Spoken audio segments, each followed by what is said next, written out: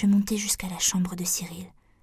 Il me l'avait montré le jour que nous étions allés voir sa mère. J'ouvris la porte. Il dormait, étendu en travers de son lit, la joue sur son bras. Je le regardai 1 minute. Pour la première fois, il m'apparaissait désarmé et attendrissant. Je l'appelai à voix basse. Il ouvrit les yeux et se redressa aussitôt en me voyant. « Toi ? Comment es-tu ici ?» Je lui fis signe de ne pas parler si fort. Si sa mère arrivait et me trouvait dans la chambre de son fils, elle pourrait croire. Et d'ailleurs, qui ne croirait pas. Je me sentis prise de panique et me dirigeai vers la porte. « Mais où vas-tu » cria-t-il. « Reviens, Cécile !» Il m'avait rattrapée par le bras et me retenait en riant. Je me retournai vers lui et le regardai. Il devint pâle comme je devais l'être moi-même et lâcha mon poignet.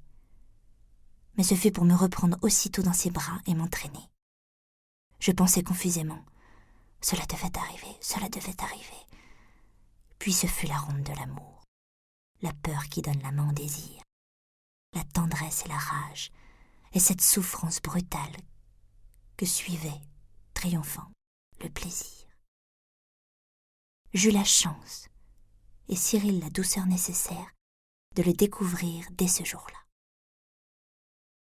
Je restai près de lui 1 heure, étourdie et étonnée.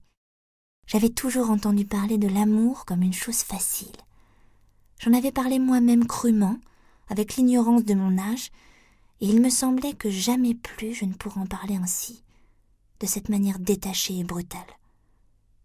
Cyril, étendu contre moi, parlait de m'épouser, de me garder contre lui toute sa vie. Mon silence l'inquiétait, je me redressai, le regardai et je l'appelai mon amant. Il se pencha. J'appuyai ma bouche sur la veine qui battait encore à son cou. Je murmurai « Mon chéri, Cyril, mon chéri ». Je ne sais pas si c'était de l'amour que j'avais pour lui en ce moment. J'ai toujours été inconstante, et je ne tiens pas à me croire autre que je ne suis. Mais en ce moment, je l'aimais plus que moi-même. J'aurais donné ma vie pour lui. Il me demanda, quand je partis, si je lui en voulais, et cela me fit rire. Lui en vouloir de ce bonheur?